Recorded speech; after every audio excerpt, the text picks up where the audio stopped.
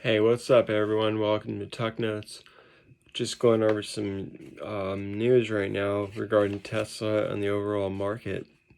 And just to keep this real short, Tesla stock, uh, what we're heading towards right now, this is my opinion. This isn't based off of anyone else's. Well, actually, one other person's, and another. But we could be tiptoeing our way to the last bits of the highs of our stocks or whatever you're invested in very soon. That's one play out. Another play out is we could see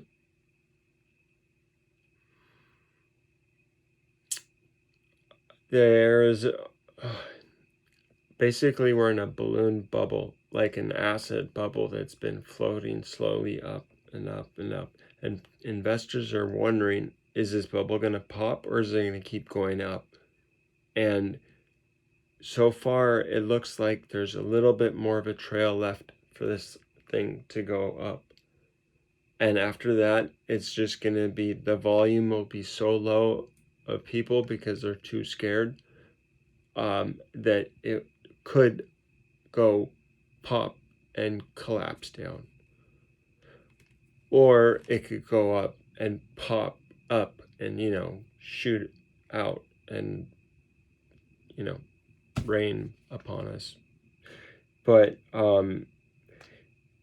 those things can happen in a bear market very slowly.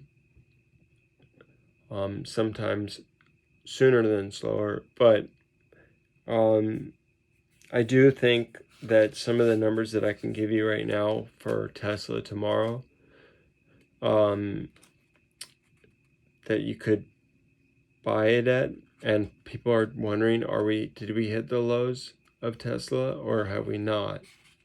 And I wonder that too. So $680 is a potential price you could see it at pulling back to.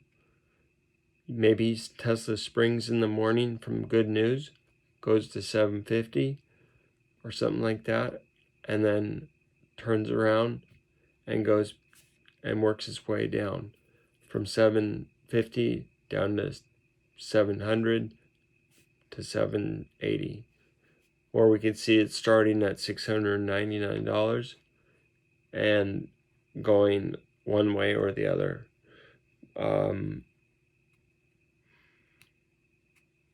And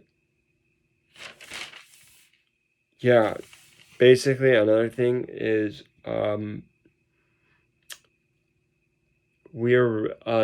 feel like we're getting into a really kind of